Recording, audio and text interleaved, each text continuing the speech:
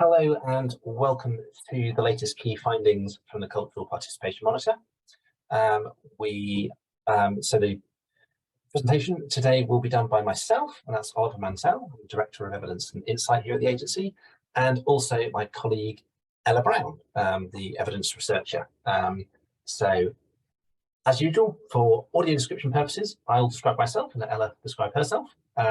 So I am a white male with vaguely blonde hair, although you can't really tell in this light, wearing a sort of dark grey t-shirt with a sort of white background mostly. Ella? Hi, thank you. Yes, my name is Ella Brown. I'm the evidence researcher at the Audience Agency, and I am a white female with medium short-ish brown hair, wearing a yellow and white stripy top with a pale sort of background behind me and some pictures. Lovely.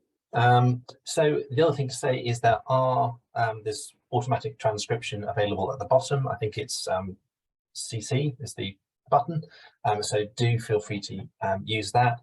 And of course, do feel free to post any questions, comments and things in the chat on the way through. We'll also have a chance to have a bit of a conversation later on as well. And I think that's us. Let's really get underway. So this is based on fieldwork from approximately 3 weeks ago. And for those of you who are at the Arts Marketing Association conference, you'll have seen a very brief taster of this, and some of this we also flagged in the tea break last week, specifically around behaviour. But most of what you're hearing today is if you like, released live for the first time. Oh, and Elise as well, lovely. So if you will let me click on. So just to summarise in terms of the Cultural Participation Monitor, for those who aren't familiar with it, it's a nationally representative survey. We do it every few months. We're trying to settle into a rhythm about 3 times a year. The total sample is somewhere north of 25,000 that we have people we've asked across the whole thing. In each wave, certainly in this last wave, we've asked about 2,500 people, which is enough to give us a kind of a nice representative view of the whole population, and enough to be able to split it out by things like audience spectrum, by region, by its various different demographic splits as well. As ever, we ask a regular range of standard topics.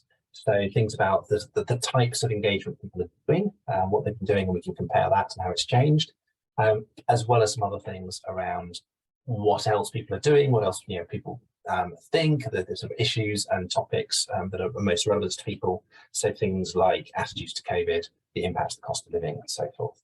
In this way, we've also asked a range of questions relating to people's attitude to behaviour in cultural venues, as well as some things which we'll come back to in the future with our partner Stage Text, but also some more detailed things on the cost of living than we maybe previously got into, as well as some things about people's values and sort of how they see themselves in relation to culture and various other things. So we'll unpack some of that today as well.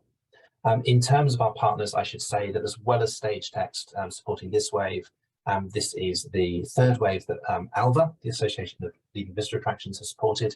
And we have an ongoing partnership with the Centre for Cultural Value based at the University of Leeds. So they're also sort of very much part of this process. Finally, just to say, if there are things that you would love us to cover in the monitor in future, do please drop us a line and say what you think would be helpful. So, broadly speaking, what we're going to be talking about today is across these broad areas. So a whole load of things around social and or climate values and people's perceptions about those in terms of cultural venues. Some things about behaviour, as I mentioned, in terms of what kinds of experience people want to be able to have in cultural venues. We asked that about performing arts, museums and galleries and visitor attractions. We're largely literally going to be focusing on figures around performing arts. The overall picture was pretty similar, so we figured if we zoom in on one of them, we can get a kind of more, we can say more without repeating everything 3 times. We will be talking more about the other ones in due course as well, sort of separately.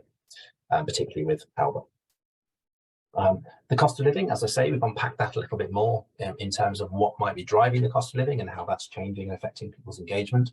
Some interesting shifts there since we were looking at this in February, and indeed looking further back in October.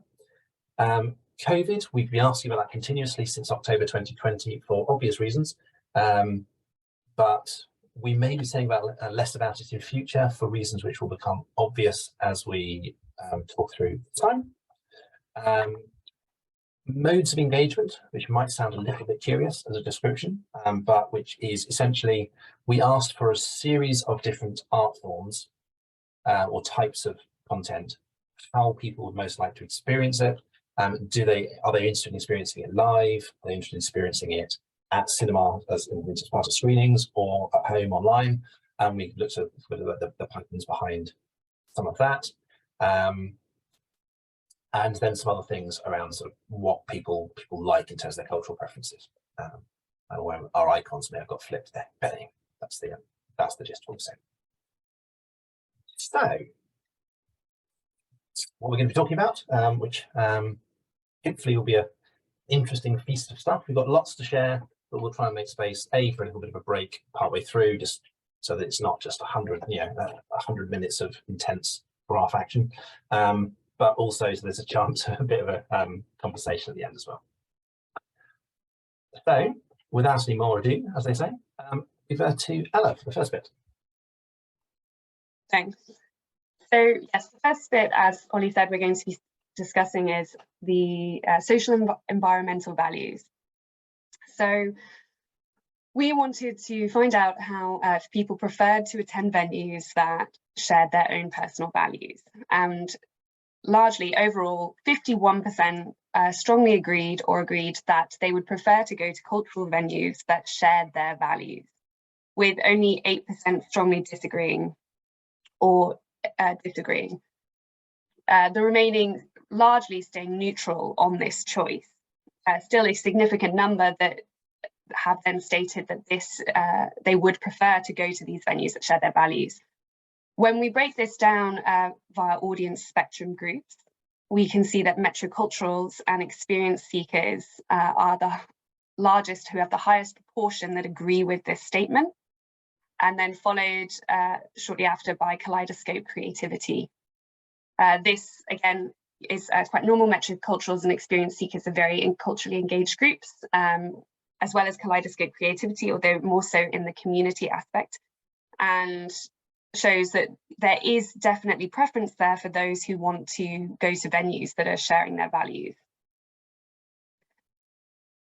We then looked further to this at whether this differed for those who are worse off financially or about the same or better off financially.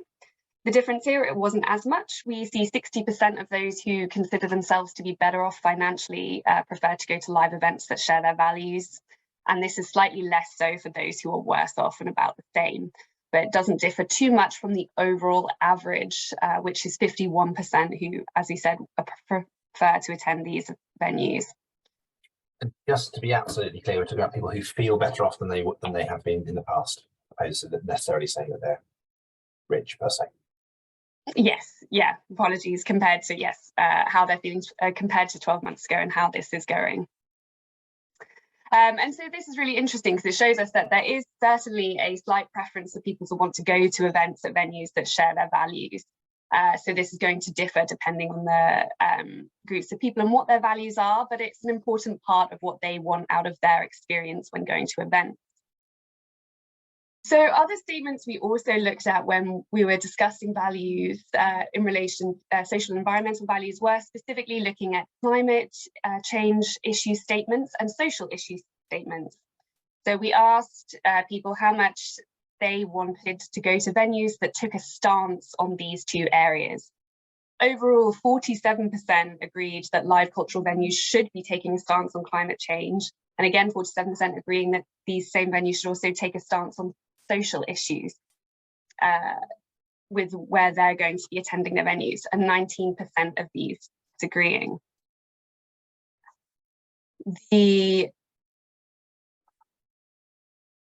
When looking at this again via audience spectrum groups, similar to the same one for wanting to go to venues that shared their values. We see metroculturals and experience seekers, slightly higher proportion who feel that venues should be taking a stance on both these issues. And just to clarify, this is agreeing to all climate and social statements, not separate, so that all the venues should be taking this stance, with a very small amount disagreeing.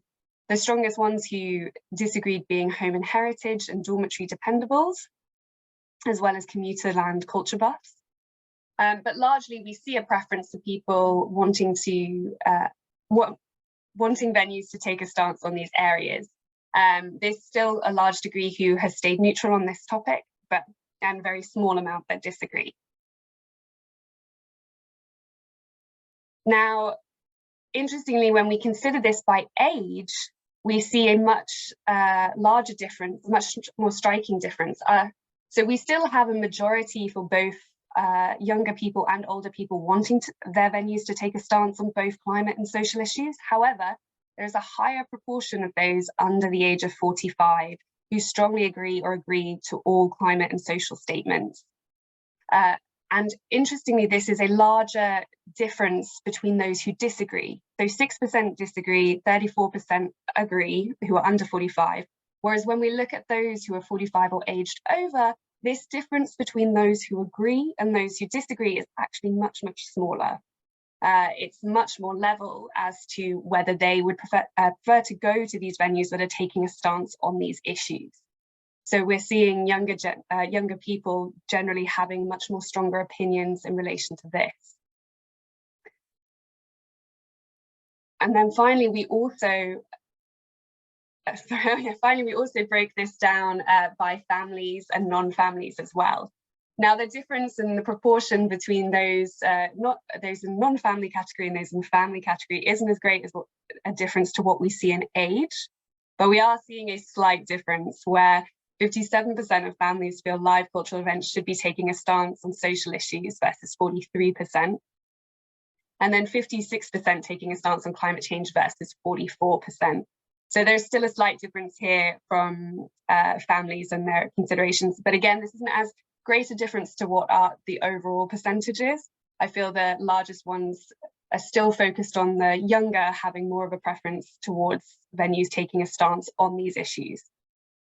And what this is showing us is that generally overall, there is a large proportion who want to be going to events and venues that share their social values and their environmental issues that they care about. Yeah, and I think for me this is really, really interesting and notable, given we're starting to see surveys coming out from lots of cultural organisations about their particular audiences and attitudes towards climate. And so seeing that it's particularly true of the highly engaged and families and younger groups, it gives you a bit of a sense of, as organisations, if organisations sort of take more of a sort of positive turn in that direction, that's likely to make it easier to engage those groups, maybe harder in terms of others, which maybe Max also quite interestingly on who isn't coming back in terms of current audiences. Yeah, lovely. Shall I click on Ella? Yeah. Yep, so the next section we are looking at is behaviour and how different behaviours that yourself or others do at an event will affect whether you would be likely to go to those events.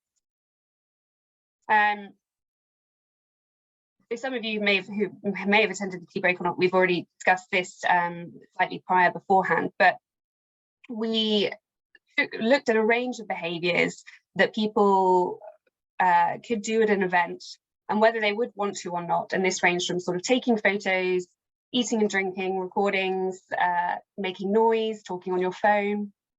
And this is sort of the broad spectrum that we saw, was that take photos and eat or drink were the most likely behaviours that people wanted to do, with smoking and vaping and talking on your phone the least likely behaviours people wanted to do. So what the graph is showing here is this net difference between how much people wanted to do it versus didn't want to. And we really see actually quite an interesting split here for wanting to be able to do things at the venue that you potentially wouldn't be able to do at home, like talking to other people, engaging with people, but also taking photos and being able to eat and drink, whereas the least likely, this sort of behaviours you might consider to be a little bit more antisocial and using your phone, but also maybe potentially disturbing others by making noise and talking on your phone. And this is sort of the broad differences we saw that people were indicating they wanted or didn't want to do. So if you go to the next one. Ooh. Yeah, sorry, so just remember a little bit of context on this. Partly to say there is a whole tea break on this topic from last week, which will be online on our YouTube channel and website. But it's partly we asked this question because we're aware of all the discussions about audience behaviour, and although there's a difference between kind of extreme bad behaviour or abusive behaviour or any of those things which we know have been really clear problems, nonetheless we thought there's maybe something interesting around different expectations and values and how that plays into audiences and different audience types, and that's partly where we think sort of, if you like, inserting a little bit of sort of factual context into the debate at least allows us to kind of recognise some of those different types and what might be going on in terms of what audiences think in general in terms of these more, well, these less controversial elements. But yeah, but still hopefully useful. So yes. Yeah, so we didn't, so when looking at sort of these behaviours, we found that of course, there was a split between age, and there were certain behaviours that you are more likely to find younger people doing versus older people. Generally, we found that younger people prefer a much wider range of behaviours at cultural events, or are open to a wider range of behaviours happening at cultural events, whereas older people less so, and this is more on a decline with a particular anti-phone use aspect with those of older age. As you can see, from the graph that's illustrated, which again is showing a net difference from those more likely wanting to do and versus less likely, we are seeing a decline across all behaviours across age, with those 16 to 24 years more likely to be doing these behaviours versus, or wanting to do these behaviours, or other people doing these behaviours at events in comparison to those who are 65 or older. We're seeing quite a significant difference between though phone use in certain ways where, for example, using your phone and talking on your phone, talking on your phone is completely in the negative for both, for all age groups. So it is very not liked by any of the age groups, whereas we do see then more positive ones such as eat or drink and take photos and talk to others, being much more liked and positive for younger audiences. So then if we go next slide. Now if we take this one step further and just look at this, those differences for audience spectrum groups. So I've taken, again, using your phone and take photos being very much net positive for behaviours people want to do, and using your phone being a completely net negative for all groups using across age groups. We do see a very similar distribution for the audience spectrum groups, where generally take photos is very positive for everyone, and using your phone is still liked by some, but on a much lower level, with experience seekers probably having the least difference between those two. So there's definitely this sort of split between not wanting to use digital devices at events, but still potentially wanting to document things that are happening at these events, which leads into other things that we're not going to discuss here, but shows that split quite significantly. We then took this one step further by doing a principal components analysis. So we did this, well, just to clarify, principal components analysis, the value of the principal components analysis is to create key themes that reflect the variation amongst these audience behaviours. So we used it as a tool to sort of highlight important relationships between each of the individual behaviours, but also to see which ones sort of group together and what this reflected in our respondents. So by breaking it down into sort of smaller components, simplifies the variation that we're sort of trying to understand, but also allows us to see how these behaviours are connected.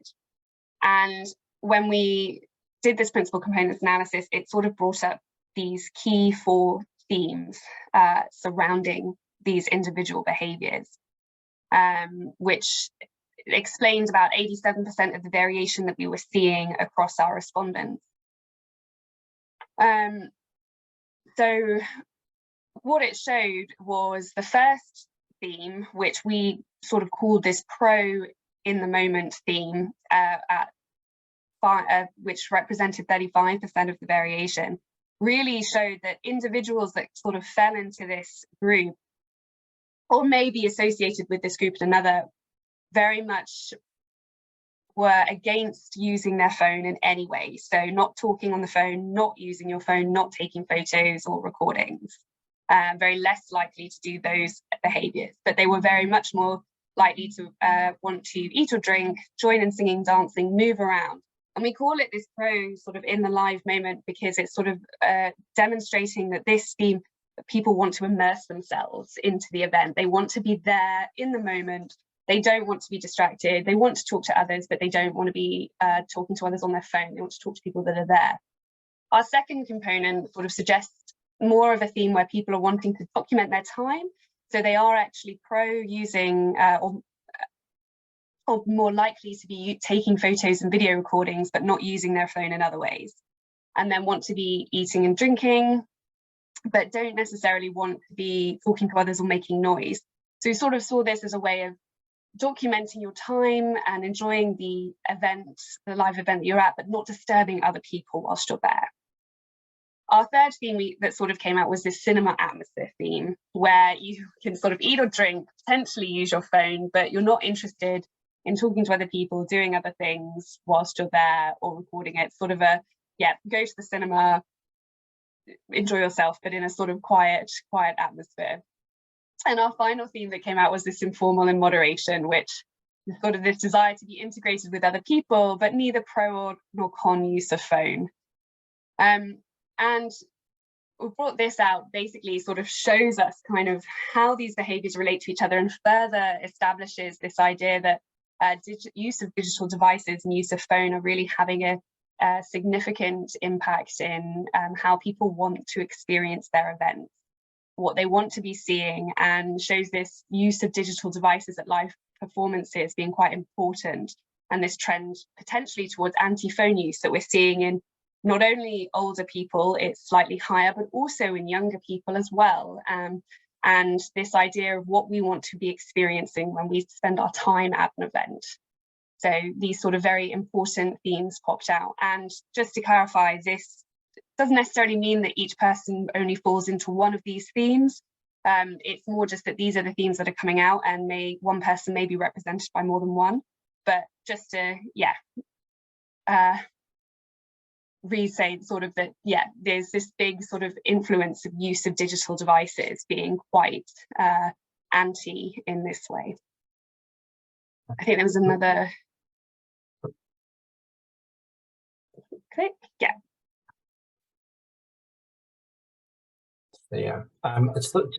this is maybe a slightly more unusual way of us presenting some of these things. It's probably worth us just sort of dwelling with it a bit, because I think potentially it's quite interesting because you have lots of debates around how people engage within performance spaces, and I'm sure some of you will be familiar with Kirsty Sedgman's work about the so-called reasonable audience and who gets to set the rules about what counts as reasonable and so forth. And so I guess what we're trying to do here is to pull out these are, if you like, the 4 key. If you want to understand what's going on, it's about these 4 types of things which overlap and are contested, but it's about these broad themes is probably what's really going on, as opposed to it being about specific behaviours, which is why I think what Ella's done here I think is particularly interesting. So yeah, I'm aware that people might want to ask us questions about this later as well, because it's quite chewy but quite interesting. Great. So, And it is over to me, I think, unless anyone has any immediate questions they want to pop in the chat in relation to that.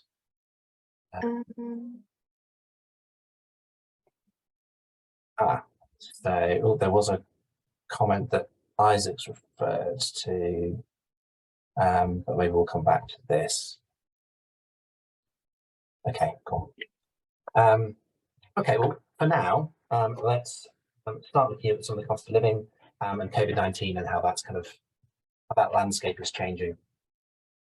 Remembering that we last looked at this in February when we were very much in the teeth of the cost of living crisis, and various different parts of that have been moving across the time period. So, just at a really basic level, at a top level, people across the population are by and large still feeling worse off than they were 12 months ago, but it's a slightly smaller proportion of people who are in that situation now than was the case a few months back, and indeed, if you look further back into last October. So it's about 42% of the population are saying, I'm feeling worse off than I was a year ago.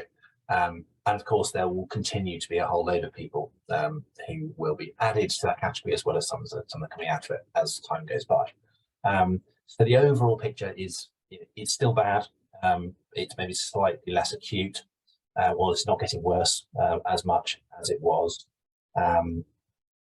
But we can see within that there's some sort of quite interesting spring patterns in terms of how that really plays out for people. And I think that's going to pull out something quite interesting about the effect of the cost of living crisis being quite extended for people, and that for some people that means that it's landed really hard and then it's going away again, and for other people very much the longer it drags on, the worse the impacts are, even if notionally it's kind of relatively not as bad immediately. The kind of cumulative effect is worse, if that makes sense, the kind of differentiation. So fewer people are now worried about the cost of living crisis, but only a little bit. So 73% agreed, and that was 78%. So that's a bit of a dip, and it's a particularly substantial dip when you start looking at the people who most strongly agreed. So it is less acute at the worst end in terms of proportion of people that are worried about it. However, I don't want to sort of gloss over the fact that it is more serious for some people than it was, just because of duration. Relatively speaking, it doesn't seem to have made that much of a difference overall in terms of people's likelihood to engage in cultural activity. So although people are less worried now, they're not therefore saying, and so we're going to go back to engaging. They're sort of saying, okay, we're less worried than we were, but really our behaviour change is kind of maybe a bit locked in. Some improvement, some worsening in terms of people who are strongly agreed they're going to do fewer things. And that's where we see this kind of, the minority who are most badly hit by the cost of living crisis, that is getting sort of deeper and harder and more difficult. So we are seeing greater drops, albeit relatively some small percentages, 3%, 2%, 3% kind of drops. And people are maybe a little bit less inclined to think that the cost of living crisis is going to have an impact looking further ahead, but it's not by much. So it is still very present for most people to a high degree, and it is still looking like it's going to have a substantial impact on people's cultural engagement. So like the headline picture is broadly speaking what it was a few months ago, slightly softening. The net result of that is almost 2/3 of people say that the cost of living crisis is putting them off cultural engagement to some extent. It's not quite as bad as it was. It was a full 2/3 before, but it's still in that kind of territory. So really prominence an issue. Its relative prominence to COVID, as we'll come on to, is even starker. That really, when we're talking about people's engagement now, we're talking about the cost of living crisis more than we're talking about anything else in terms of how it bites. So we saw that figure about people looking forward, looking to the future and saying, well, how likely is it still going to be having an impact on their life and their behaviour? You can see here that, whatever type of person we're talking about, a substantial majority is saying that, yeah, it's at least quite likely it's going to be affecting them 6 months down the line. That's particularly true of the lower engaged groups. You can see, a third or over of the lower engaged groups saying that it's very likely to be affecting them. A bit less at the top end in terms of metroculturals and community land culture buffs, but it's still fairly consistent across the board. There's some differentiation we're seeing by age. So some of the older segments may be less concerned than some of the younger ones, and or people who, broadly speaking, are less well off are most affected, unsurprisingly. We also tried to get to the root of which bits of the cost of living crisis are affecting people, because really there are, if you like, multiple overlaid crises which all have a kind of a similar feeling. People have less money, but they have less money for different reasons. So some people, it's just because everything's costing more. For other people, it's because the cost of energy in particular has spiked. And for some people, it's the rise in interest rates, which has their knock-on impacts in terms of mortgages and rent and so forth. Although one thing to bear in mind, which it surprised me when I saw it, when we were looking at the backgrounds of this, is that most homeowners don't have a mortgage, which I had not realised. The way you see this sort of the news stories reported on this, it's sort of like interest rates are up, that's going to affect homeowners. It's like, no, it's going to affect mortgage holders, which is a minority of homeowners, but it's the younger proportion, generally speaking, of homeowners. Which is kind of interesting, which is why we see some of these older groups, like Home and Heritage, for example, you see here, there's a kind of relatively smallish bar for interest rates for Home and Heritage, are less concerned about the impact of interest rates because it doesn't affect them. They own their house outright. So yeah, worth noting, and being mildly shocked by in my case. Anyway, so what we asked people, to what extent does changes in these things affect the extent which you'll engage in arts and culture activities? So it wasn't just, does this matter to you, or will this make you engage less, but is it connected to cultural engagement? And unsurprisingly, by and large, if you look at the lower engaged groups in blue there on the right, they're higher for most things. So generally speaking, they are more cost sensitive. So you increase people's domestic costs in whatever way, they're likely to rein back the cultural engagement more. That's partly about lower income, that lower affluence on average. It's partly about a lower levels of cultural engagement to start with. So it's less they have to prioritise, and they're more likely to have to, then they're less likely to prioritise arts and cultural activities. However, also worth noting, there are some differences between the way the balance of these things fall. So, for example, some of the groups with either much older people or families, there is a tendency for energy to be a particularly important factor. So trips and treats, frontline families, relatively high for that. Supported communities, really high. Energy bills can be a really high chunk of people's expenditure in those groups. So they're particularly sensitive to energy costs. Now, as we were doing this, when we first introduced that question, we were thinking about the extent to which those costs were rising and rising and rising, and that was going to really kind of bite on cultural attendance. Potentially, we are starting to see, indeed, I got an email from my energy company the other day saying, oh, costs are coming down again a little bit. And hopefully lots of people are getting that kind of message.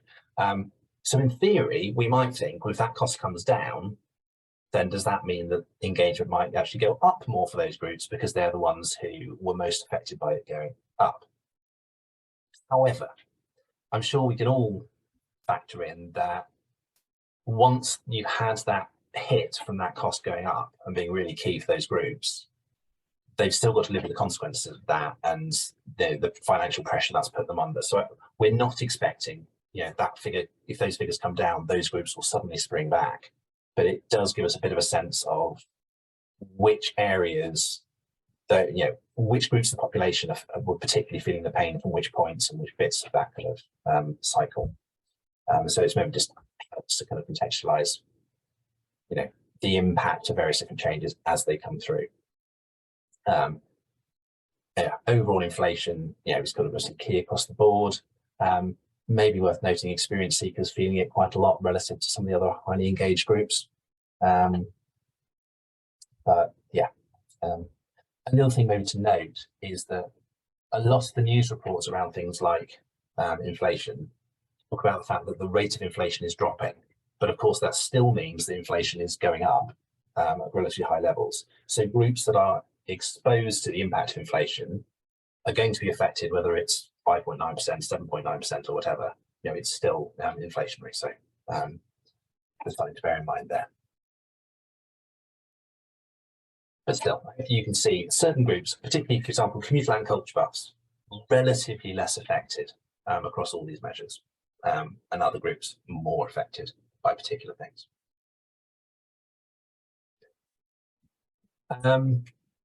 So we asked a bank of questions around the impact of the cost of living on various people's cultural behaviours, and worth noting that in many cases, those who were from less affluent backgrounds, of course, are more affected by that. So much more likely to want to stay locally, for example. You can see almost double the proportion of people in the sort of most deprived quartile of locations saying actually they strongly agree they'll try and sort of stay close to home. And that will potentially affect the distribution of who's travelling how far to what. And this, I think, paints a really interesting picture. It might take just a moment for us to piece through exactly what it's saying, because it's quite a complex picture, but I think it's quite telling. So if we start off just looking at the top 3 bars, so we've asked people, do you feel better, worse, or about the same off as you were 12 months ago? So that tells you which bar they end up in. And then we've said to people, are you attending arts and culture more, about the same, or less than you were? So we can see, for example, that big pink bar, the 52%, so more than half of people who are feeling worse off are saying that they're attending less than they used to. Makes sense. But nonetheless, we've got almost 1 in 5 across the other 2 groups who are also telling us they're attending less than they were. So those are the other 2 pink bars. Relatively few people across any of these 3 groups are telling us that they are attending more than they used to, except among the people who are feeling better off. So about 1 in 3, and that's slightly more than are telling us they're attending less. Of those who are feeling better off than they were are attending more. So what we can see from this is that by and large, across the whole population, there are more people saying that they're attending less than they're attending more. And that's what those summary figures on the right-hand edge give us in terms of where the balance of the size of these groups. So there's relatively few people saying they're feeling better off, only 14%, 1 in 7. And lots of those groups who are feeling about the same or worse off are saying they're therefore attending less. Well, they're not saying there's a causal link, but we can pretty much assume there is a causal link. So that's in itself, I think that's quite an interesting picture. So we're seeing quite big drop-offs in engagement, particularly from the 4 in 10 people who are saying they're feeling worse off. Yeah. When we look at this picture and how does it compare to where we were in February, I think this is quite interesting. When you put it in the context of, by and large, elements of the financial situation have kind of got a little bit better, and yet, it was almost half the population saying they're feeling worse off than the year before. Now it's only 42%, so it was 48, now 42. But of those, they're more likely now to be saying they're attending arts and culture less. So that's the thing I was saying about as the situation drags on, the impact is more acute for those who are feeling that effect. So we can see it's a much bigger proportion of people who are feeling worse off, who are reining in what they're doing. Otherwise, it's a pretty similar picture. So we're seeing it's that particular group of people who are being particularly pinched. So I think that paints really quite an interesting, if concerning, portrait about sort of where we're at in terms of the population as a whole. And contextualizes when we're seeing drops in engagement, it really is quite concentrated amongst those groups. Okay. So, and this really just emphasizes that when we talk about across the whole population, 40% of people are now saying they're attending less than they were. It was only about 30% previously. So, it's been quite a big jump, even as the situation by and large has been getting progressively slightly better. Because for those who are affected, it's been so long that it's starting to really kind of cut into a wide range of the kind of engagement behaviours. And of course, as time goes on, there's more of the time that is within the cost of living crisis, as opposed to thinking, well, 12 months ago, last February, stretched back to the previous February, whereas now 12 months stretches into the kind of the summer before Liz Truss. So not as fun. Okay, so quite a substantial increase in the proportion of people saying they're attending less, which I've seen some indications in terms of sales figures that people have seen a little bit of a softening coming into this year, in a way that it was starting to feel like there might be more of a recovery happening, and it's kind of just dipped back a bit. So just a couple of things to flag on that. Age, again, is a key differentiator. We've seen a bit of a pinch, particularly in terms of some of those kind of what I'll through gritted teeth refer to as kind of later middle age groups, so 45 plus. Not quite there yet, but dangerously close to it. So particular pinch there. We know really, a majority of people in that age range saying they're attending less than they were. That's really quite a big shift. Relatively few, under 10% saying they're attending more.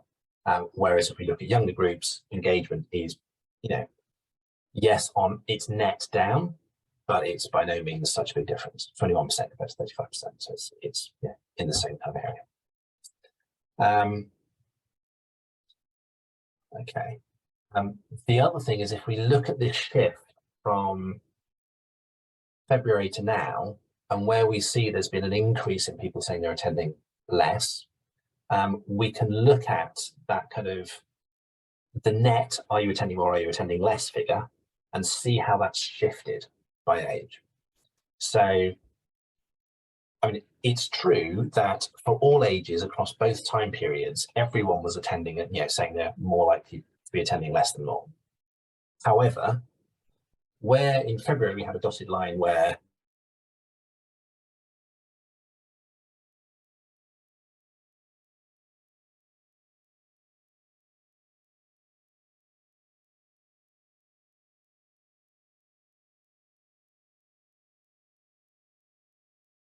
whereas there's a bigger difference when it comes to the middle-aged groups, and that's probably partly to do with the spike in mortgage payments, but amongst other things. So essentially what we've seen over the last few months is particularly concentrated in some of those middle-aged groups. So if that's the cost of living, what about COVID? So here, we've seen a bit of an inflection point in the last few months. Not necessarily in terms of COVID itself, but in terms of people's attitudes towards it. So for a long time, we've asked people, to what extent would you agree? In the UK, at least, the COVID pandemic is effectively over. And, a fair number of people have agreed with that for a while, but not a majority. In the last few months, there's been a really clear shift to say, no, really, most people would now say, yeah, it's over. Doesn't mean they don't think there's any risk of it or that it's completely gone away, but as a pandemic, it's over. It's about 1 in 5 people still saying that it's off attending arts and culture for COVID. And that's a reasonably large slice of people. I think if we'd gone back 5 years and said, oh, by the way, 1 in 5 people are going to be put off attending culture for a reason as yet unspecified, we'd think, oh my God, that's huge. But it's less than it was. And it's pretty much settled down into kind of like it's quite a solid group with bit of a consistency there.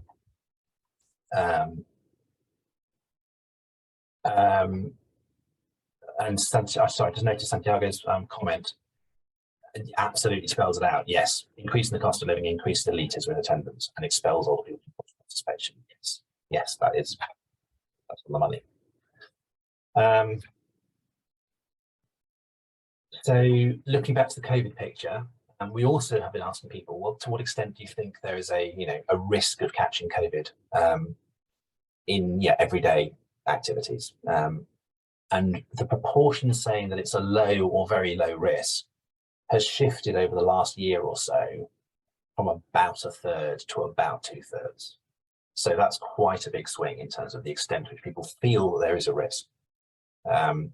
I'm not making any kind of medical diagnosis or comment on the accuracy of this, but this is essentially how people are feeling about these things. And moderate risk has gone down, and very high risk, you can see, hasn't been high for a while, but it's it's really trending down. It's below 10% of people who are like, well, it's a really, really huge risk. So essentially, I mean, we will keep a weather eye on COVID, but the thing that is the story that's driving engagement at the moment, it's the cost of living. It's not really this. And here you can see, I mean, it's true across all age groups. This sense the pandemic's over. So in February, it wasn't more than half of any age group that said that. Now it's only the oldest groups who don't have a majority of people saying that it's effectively over.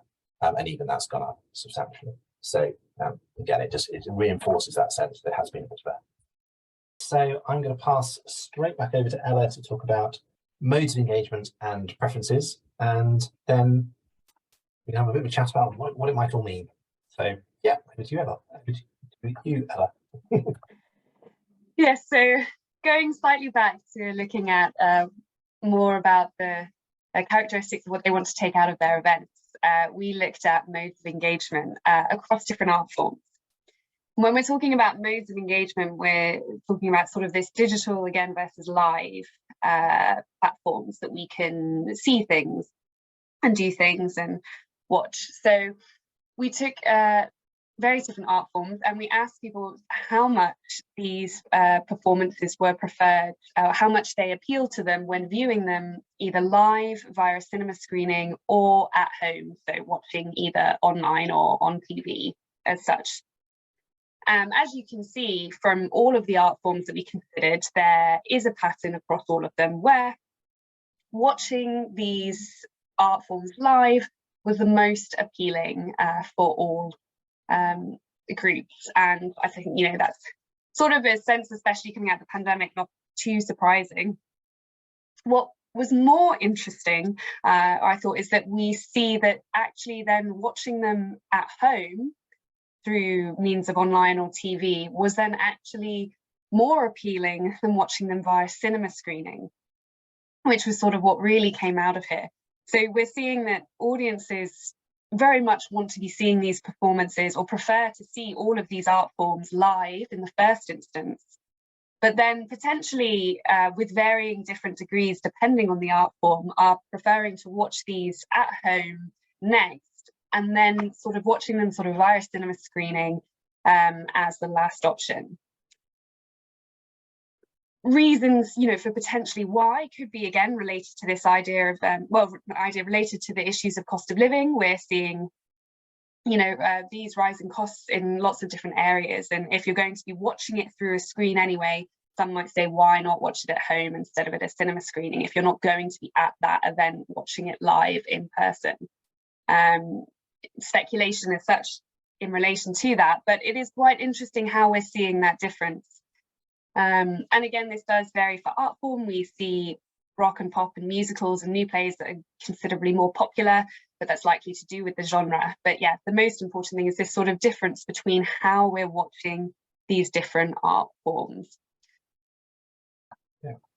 The other thing I struck me as really interesting about this was the extent that even for art forms which tend to have lower proportions of population that engage, things like ballet, contemporary dance, opera, or I suppose dance in general, we're still seeing relatively high chunks of population that do express some kind of interest in seeing them live. So it's not that they're necessarily minority interests so much as mostly minority activities. So for me, that's really jumped out, I suppose. Yeah, no, absolutely. And when we take this, then we also looked at this across different age groups. Well, specifically under 45s and those 45 and over.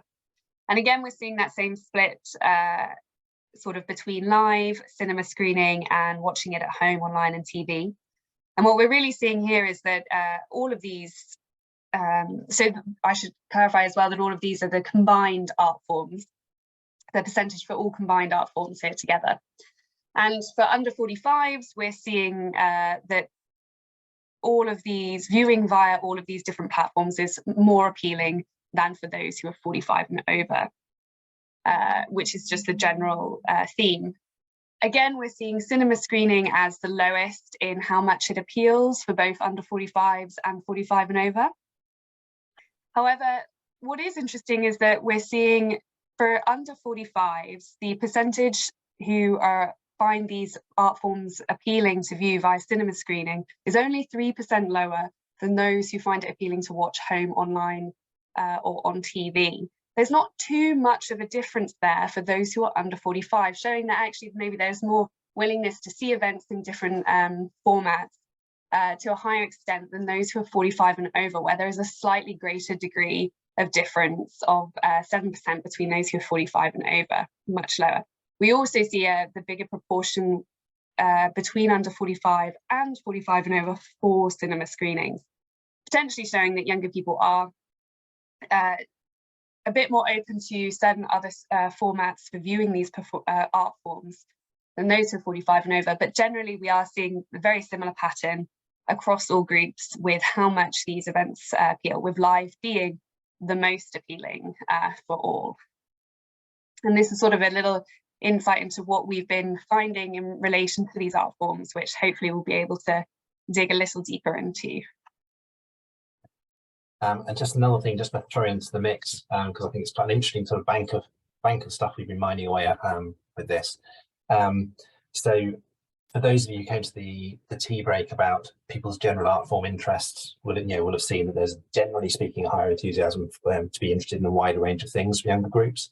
But it is worth noting for some art forms, the live attendance is actually level between the two age groups. So things like classical music, it's about level, but it's not skewed towards older people, which you maybe might have assumed in terms of engagement patterns. So yeah, just an extra little bit of context.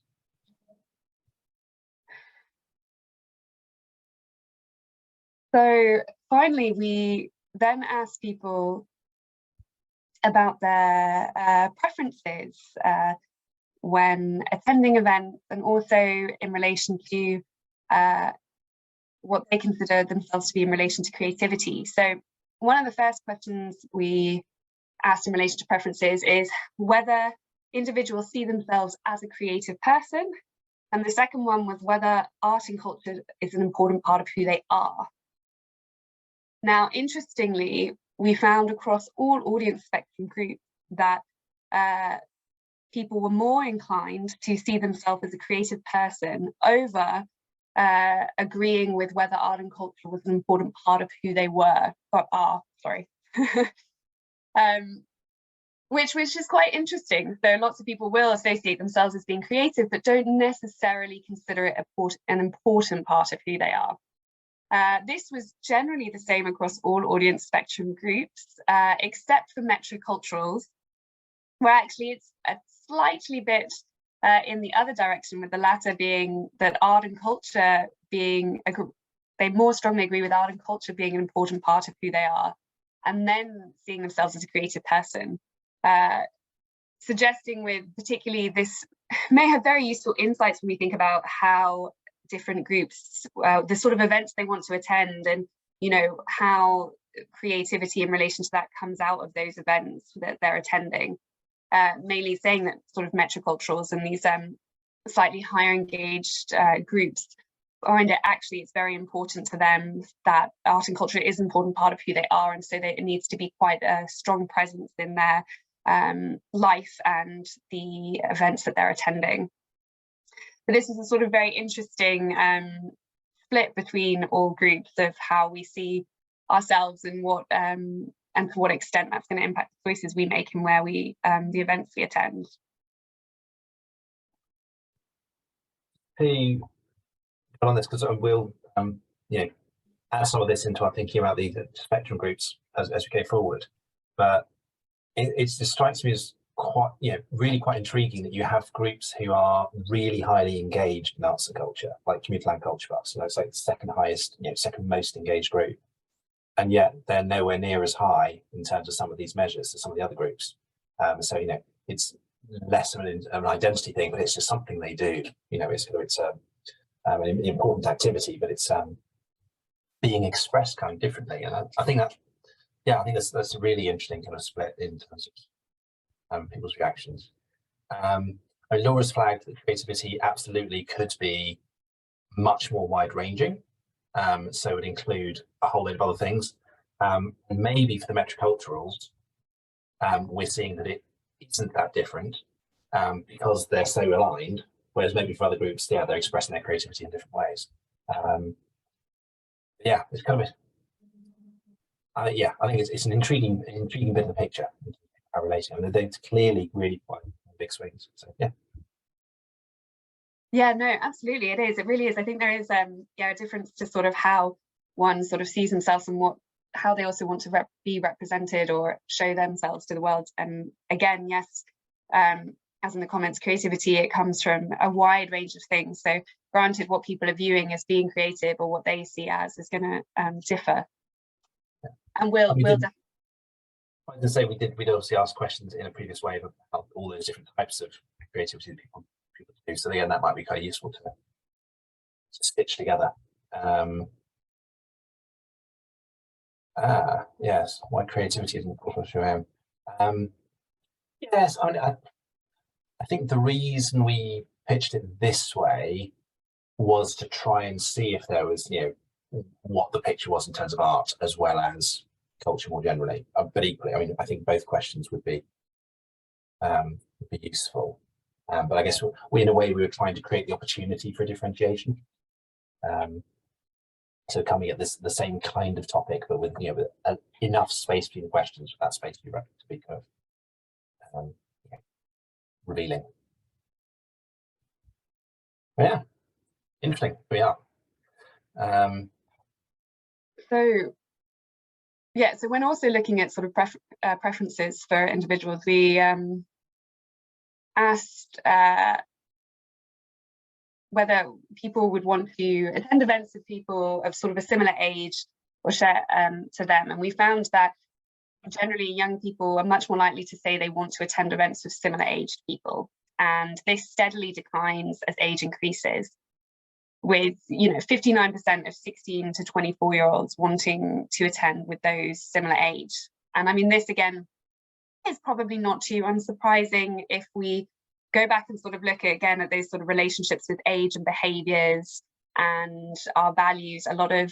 It seems to be that a lot of younger audiences are sharing the same values, as well as sharing kind of more openness to behaviours, what to do, older people sharing similar values and the types of behaviours that they would like or dislike doing at events. So when we see this of wanting to attend with similarly aged people, I think it kind of follows that same pattern that we're seeing that we discussed beforehand, where it doesn't necessarily associate with and relate to those things, but we're seeing the same pattern of that, younger people are preferring certain things and they're wanting to attend again with similar aged people. And this is sort of steadily declining, where actually we're seeing older people, though, less inclined to attend with similar age people. Not saying they don't want to, but that it's not a preference to them, which is quite opposing in that sense, that they're potentially, whether that's related to other things, behaviours maybe less so, but seeing less of a preference here. It'd be interesting to compare these with those behaviours that we spoke about earlier. This strikes me as one of the potentially funniest survey results that we've had. because you've got these older groups going, we're happy to attend with everyone. You're like, we really, not a problem at all. And the younger groups going, no, please don't. Whereas, stay away. Interestingly, then we're also seeing younger groups, I guess, being slightly, again, I keep going back to the behaviour section, but going more sort of open to a wider range of behaviours, whereas older people seem to be less open to wider, but they're more open to different age groups. So we're sort of seeing, is this truly reflective of what they want, or is this sort of they think that it would be better to go with lots of different age people, but actually maybe when they realise, I don't know, there's differences there, I think that could be quite interesting to compare. Yeah, that's all. I think it has some quite interesting implications in terms of lots of art forms where they have a broadly older audience and want to bring in a younger audience, but actually, is that what the younger audience want? Yeah. Yeah, absolutely. Yeah. Interesting. Go on. And then I think we skipped one. Right, cool. Yes, and then we also asked whether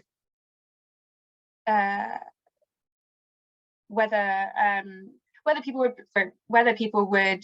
prefer to go to cultural events where they can be an active participant or not.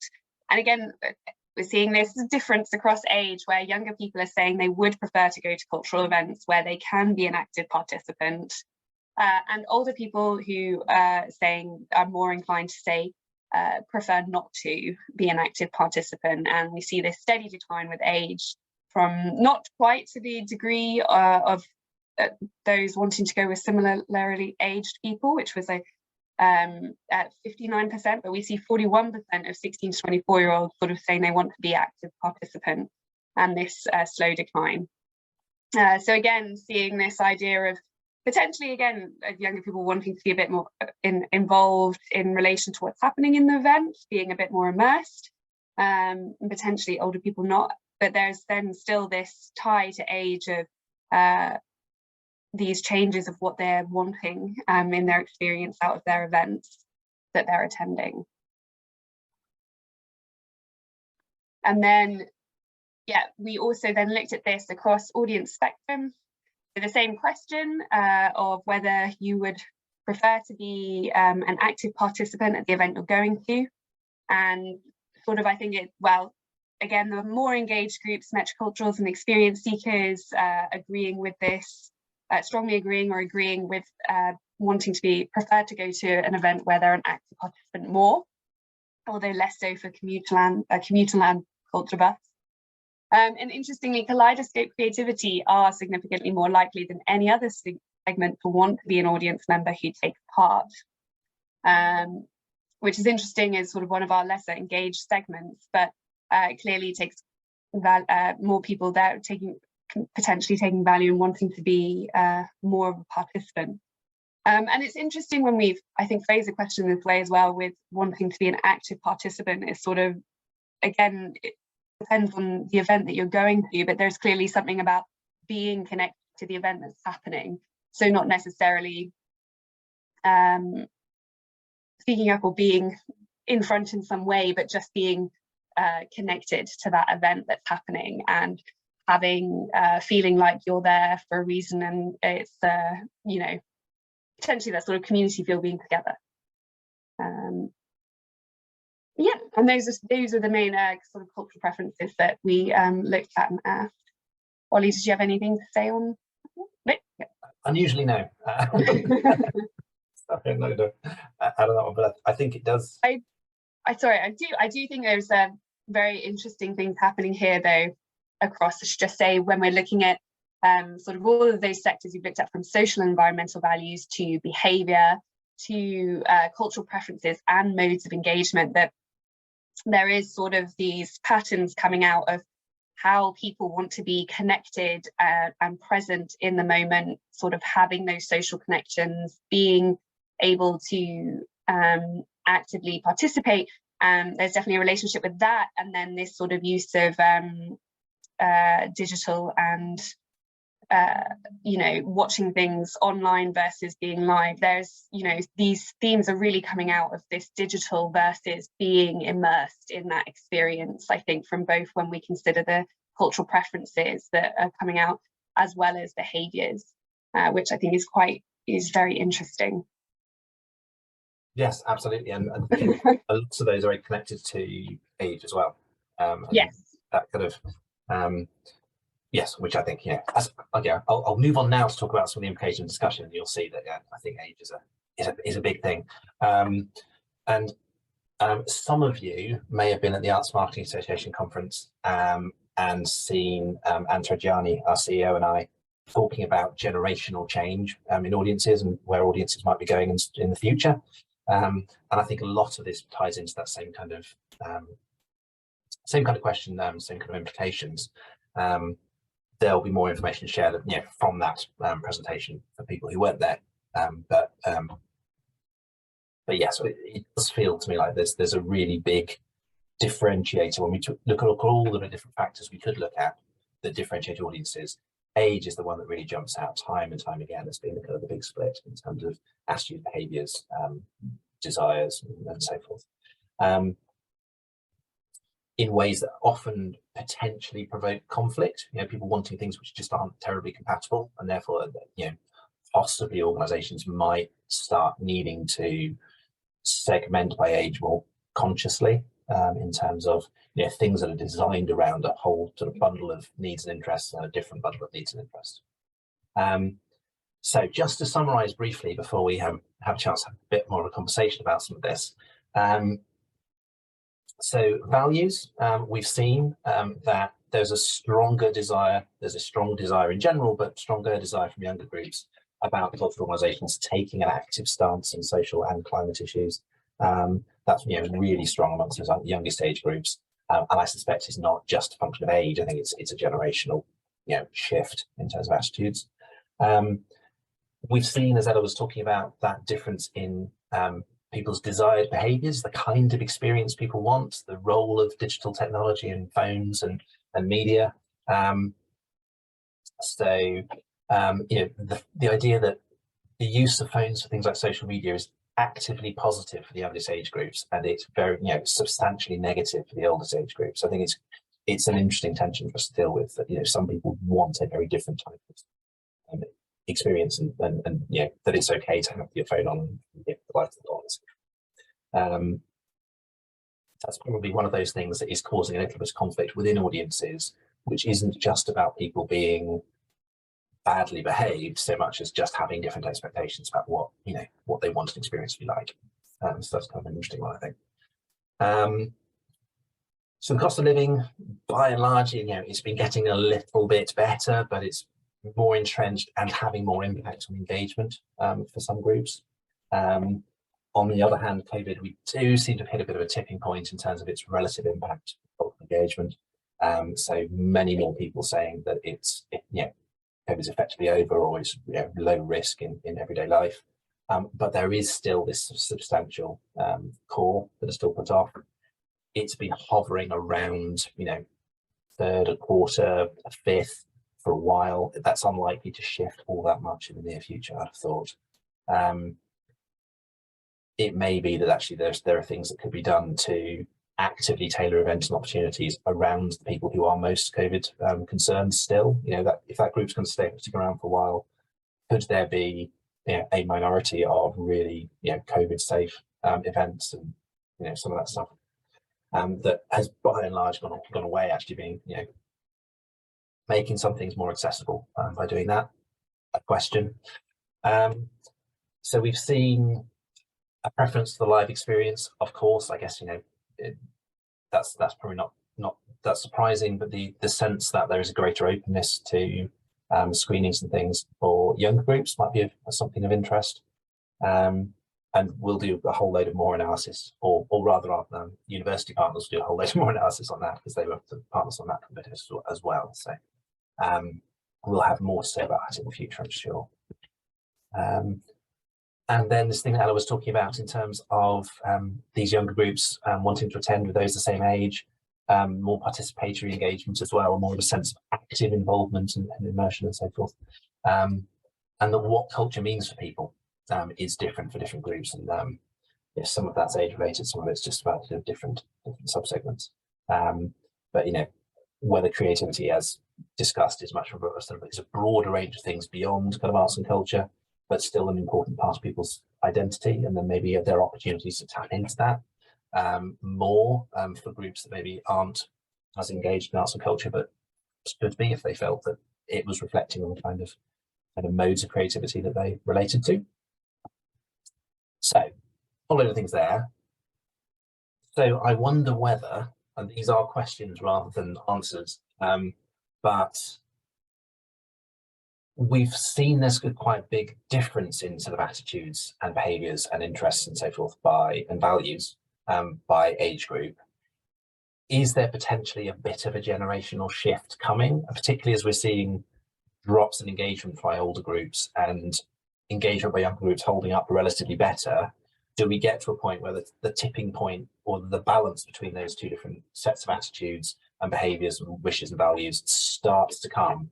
And does that mean that we might start to see things sort of overall sort of switching from sort of, I guess, sort of a bundle of expectations, which are by and large how older generations would expect their culture to be towards younger ones? So that's the question. Is there this kind of a big generational flux happening? It's something that we thought would happen a while into the future, but maybe COVID brought it forward a bit. Are we starting to get a bit more of a sense of what a stable picture might look like over the next few years, as you know, the most acute differentiated impacts of some of these factors like COVID and cost of living are starting at least to edge towards settling down a bit, albeit the cost of living is still obviously very widespread, but we're starting to see the impacts on particular groups who have had sort of entrenched impacts on both of these, but then across the rest of the population maybe it's edging back a little bit more towards normal. What does that look like? What are the implications of that for our audiences in the longer term? And I suppose the combination of those two things might flag a kind of like a sense of a new normal, or a sense of a need to differentiate or cater to all these differences that we're seeing within the population, in order to kind of try as far as we can, at least collectively, to give everyone what they want, even if we can't necessarily give them everyone what they want all at the same time. So some thoughts, some provocations, some ideas, but hopefully that's given you some useful insights, but also some things to respond to or to reflect on.